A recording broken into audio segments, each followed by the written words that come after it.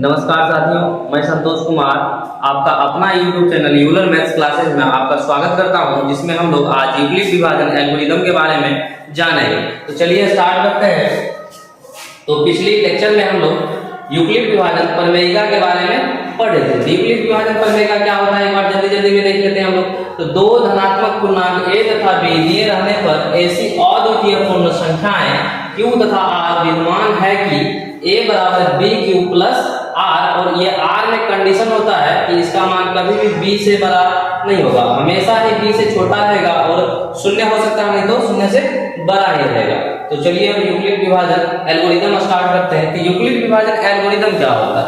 तो यूक्लिड विभाजन प्रमेयिका जब हम लोग पढ़ रहे थे तो ये जाने थे कि यह एक सिद्ध कथन है, जिसकी मदद से हम लोग बहुत सारे और कथनों को सिद्ध करेंगे, जिसमें हम लोग प्रश्नावली 1.1 के कुछ प्रश्न करेंगे, उसके बाद यूक्लिड विभाजन एल्गोरिदम सिद्ध करना सीखेंगे। तो चलिए स्टार्ट करते हैं। इसकी मदद से हम लोग HCF निकालना सीखेंगे। क्या निकालेंगे?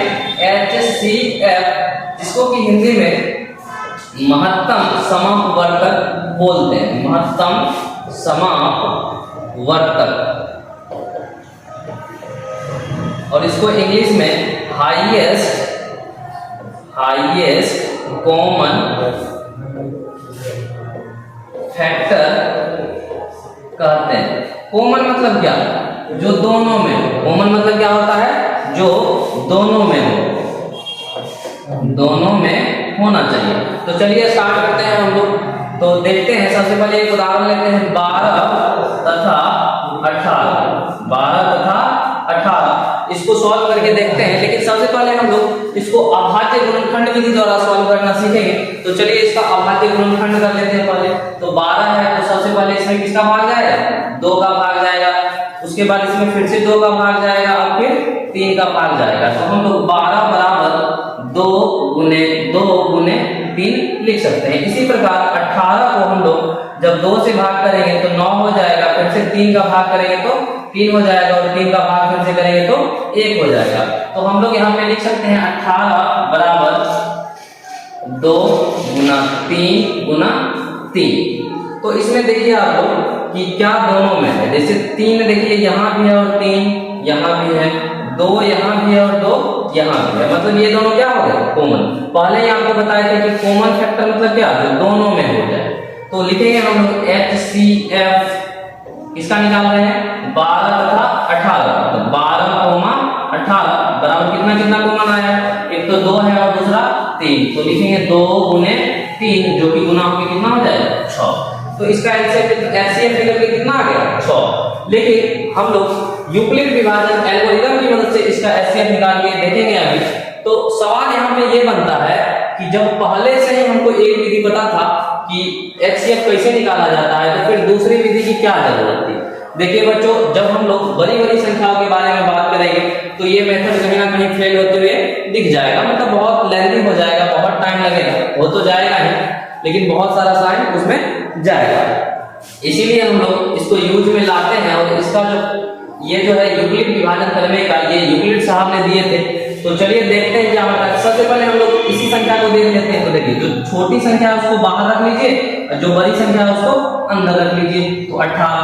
अब इसको भाग करिए तो देखिए एक बार में भाग लग जाएगा तो कितना हो जाएगा? 12 हो जाएगा, और यहाँ से ये 6 बच जाएगा। ध्यान से सुनिएगा, यहाँ पे ये भाग करने के बाद देखिए अब यहाँ पे 6 में भाग नहीं लग रहा है, तो हम लोग क्या करेंगे? फिर से यहाँ से भाग का चिन्ह लगाएंगे, और यहाँ जो रहता है ना, ये उठ के सीधा यहाँ आ जाएगा। फिर से इसमें 2 बार का भाग जाएगा और ये पूरा कट जाएगा। ये प्रोसेस हमको तब तक करते रहना है जब तक कि हमारा शेषफल 0 नहीं आ जाए। तो देखिए यहाँ पे हमारा आंसर क्या हो जाएगा? ये वाला आंसर नहीं होगा हमारा। यहाँ पे लेफ्ट साइड में जो रहेगा, यहाँ पे जहाँ पे शेषफल 0 हो रहा है, यही हमारा HCF हो जाएगा। आप लोग सोच रहे होंगे कि इसमें हम लोग यूक्लिड विभाजन प्रमेयिका का प्रयोग कहाँ कर रहे हैं। तो देखिए, इसको ये ऐसा नहीं करना है। एग्जाम में अगर हमको पूछ ले कि यूक्लिड विभाजन एल्गोरिदम के द्वारा आप HCF निकाल के दिखाइए, तो वहां पे ये सब नहीं करना। ये सब मेरा रफ का काम है, तो वहां पे कुछ स्टेप्स लिखना होता है। तो हम लोग अब स्टेप्स लिखना सीखेंगे। तो सबसे पहले हम लोग लिखेंगे कि यूक्लिड विभाजन एल्गोरिदम से, यूक्लिड विभाजन एल्गोरिदम से तो क्या होता है यूनिट विभाजन एल्गोरिथम, a बराबर B cube plus R. Condition के साथ में हम लोग लिख देंगे कि r का जो मान होगा ये हमेशा b से छोटा होगा, शून्य होगा नहीं तो शून्य से बड़ा होगा। तो ये लिखने के बाद अब यहाँ पे ध्यान से देखिए, हम लोग यहाँ पे जो छोटी संख्या होती है ना उसको हम लोग b बोलते हैं, और जो बड़ी संख्या होती है उसको a बोल देते हैं। तो छोटी संख्या को b और बड़ी संख्या को a, तो इस हिसाब से यहाँ पे a का मान क्या हो जाएगा 18 हो जाएगा, और यहाँ पे देखिए b का मान क्या हो जाएगा 12 हो जाएगा। उसके बाद जब यहाँ पे भाग किए तो इससे पहले हम लोग सीखे थे कि यहाँ पे जो रहता है उसको q बोलते हैं, यानी कि भागफल बोलते हैं। तो q का मान यहाँ से देखिए कितना है 1 प्लस r।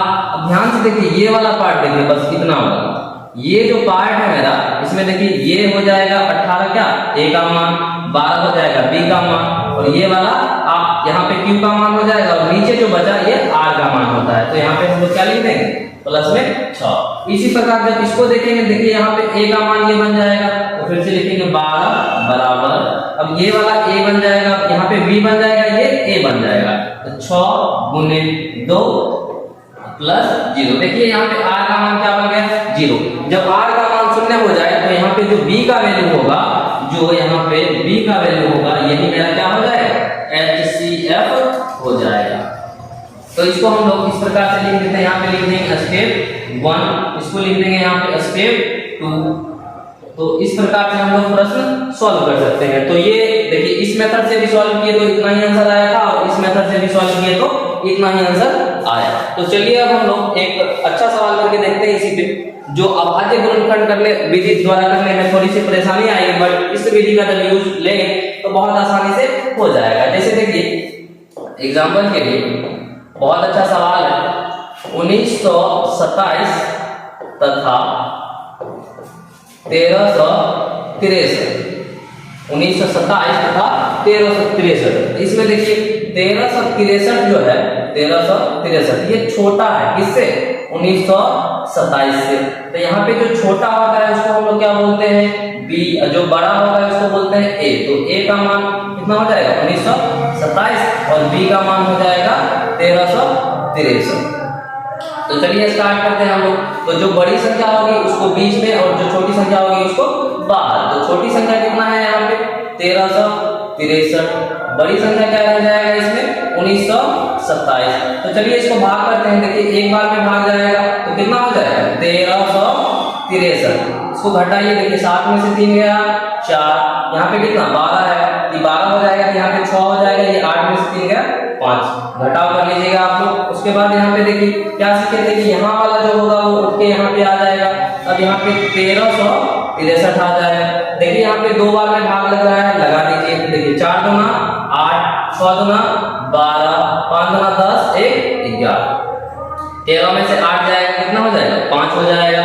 इसी प्रकार 5 में से 2 गया 3 हो जाएगा, और यहाँ पे 3 में से 1 गया तो फिर से 2 हो जाएगा।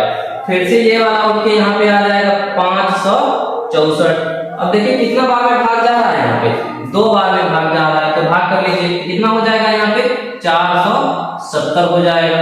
तो यहाँ पे 4 में से 0 हो गया 4, ये 6 में से 7 घटेगा नहीं, इधर से पैसा लेंगे 16 हो जाएगा, 16 में से 7 गया 9 हो जाएगा, और ये कट जाएगा। फिर से देखिए इसको आगे करते जाइए, तब तक करेंगे जब तक कि ये शेषफल 0 ना हो जाए। तो देखिए फिर से यहाँ पे उठ के आ जाएगा कितना 2 3 5, कितना बार में लग रहा है तो 3 बार में लगा के देखिए नहीं लग रहा है, 2 बार में लगा दीजिए, कितना हो जाएगा 2 बार में 4 गुना 8 हो जाएगा, 9 गुना 18, 18 हो जाएगा, 4 गुना 8, 9 गुना 18। इसको घटा लीजिए, देखिए 15 में से 8 गया 7 हो जाएगा, और यहाँ पे 12 में से 8 गया 4 हो जाएगा, और यहाँ पे ये 1 बन जाएगा।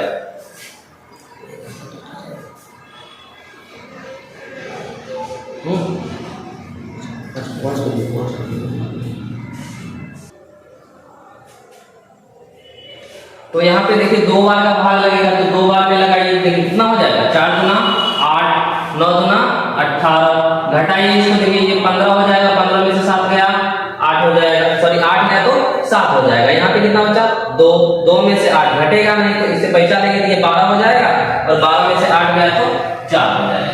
अब ध्यान से देखिए ये वाला फिर से यहाँ उठ के आ जाएगा, कितना हो जाएगा ये 94, और 2 बार का भाग जाएगा, ये पूरा पूरा कट जाएगा। यहाँ पे शेषफल क्या हो जाएगा 0 हो जाएगा। क्या बोले थे हम लोग कि तब तक इस प्रोसेस को करना है जब तक कि इसमें शेषफल हमारा जीरो नहीं आ जाए। जैसे ही शेषफल जीरो आया तो यहाँ वाला जो संख्या होगा यही मेरा क्या निकल के आ जाएगा, HCF। लेकिन एग्जाम्पल में ऐसे नहीं करना है, ऐसे करिएगा तो नंबर नहीं मिलेगा, तो हमको स्टेप्स में लिखना होगा। तो कैसे लिखेंगे, सबसे पहले हम लोग लिखेंगे यूक्लिड विभाजन एल्गोरिदम से।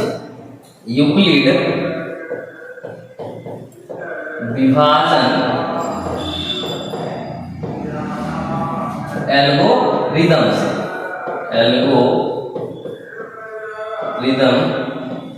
से क्या होता है यूक्लिड विभाजन एल्गोरिदम, A बराबर BQ प्लस R, और R का कंडीशन क्या होता है यहाँ पे, ये B से छोटा होगा, शून्य होगा, नहीं तो शून्य से बड़ा होगा। तो स्टेप वन, अब देखिए ध्यान से यहाँ पे स्टेप वन क्या हो जाए, तो ध्यान से देखिए पहले ये वाला पार्ट देखिए, ये वाला 1927 बराबर 1927 बराबर क्या लिखा जा सकता है यहाँ पे, 1927 बराबर 1363 गुने 1 और शेषफल क्या निकल के आया था 564, तो प्लस में 564 लिख देंगे, हमारा फर्स्ट स्टेप खत्म हो जाएगा। सेकेंड स्टेप में देखिए क्या हो जाएगा, यहाँ स्टेप 2। अब ये वाला पार्ट हो गया, अब ये वाला भाग देखिए, ये वाला यहाँ पे फिर से देखिए 1363 बराबर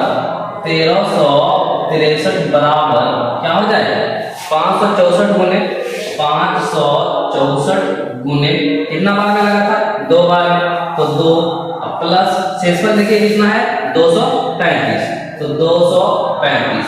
फिर से स्टेप लिखिए, स्टेप थर्ड क्या हो जाएगा, थर्ड स्टेप। अब यहाँ तक हम लोग कर चुके हैं, ये वाला भाग देखिए थर्ड स्टेप हो गया।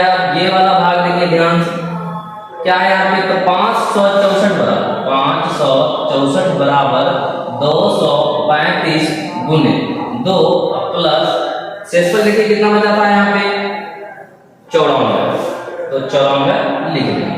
इसी प्रकार स्टेप लिखते जाएंगे। तो स्टेप 4 देखिए क्या है यहाँ पे, 235 बराबर 94 गुने 2 प्लस शेषफल कितना बचा था 47।